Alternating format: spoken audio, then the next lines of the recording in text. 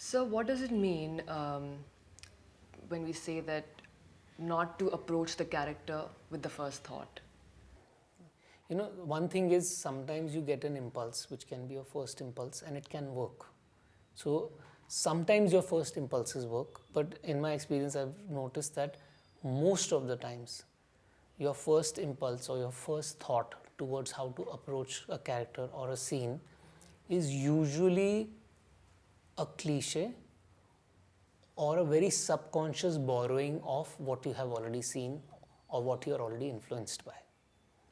So that's why I feel most of the times, not every time, but most of the times, a first thought does not work because it has come from something that you're influenced by, which means it's not coming from you, it's coming from outside of you. And also, a lot of times your first thought may not be as in depth as it could be for that particular scene or character. So let's just say you've got an audition script and you read something and just on the text, whatever you understood, you made an interpretation and you've gone and done it that way. But wait, what if you read it 5 times instead of once?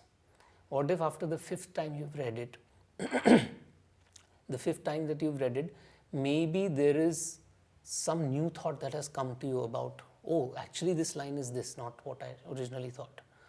Secondly, the most unique thing about you is you. So what if you try and connect that script with something with your life? Because only when we connect things with ourselves or somebody very close to us is when we actually know what it means to be there. So that's why I say often that a first thought is not always good. It's a little lazy actually to go with the first thought. Having said that, not every first thought will be bad or wrong.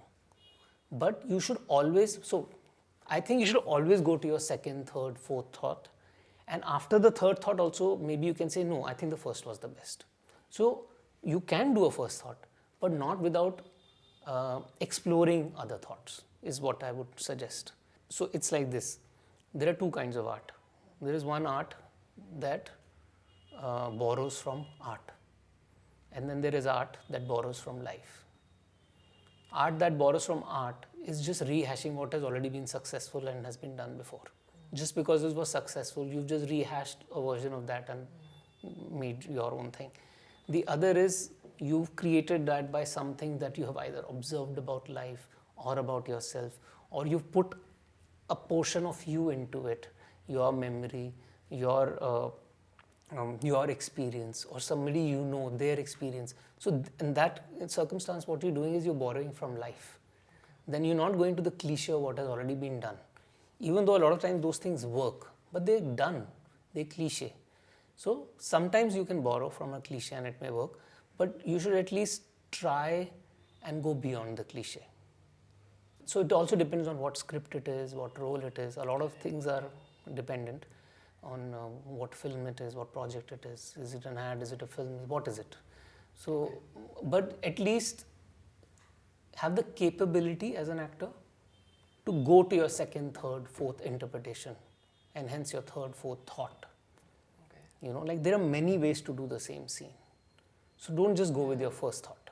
That's what this means.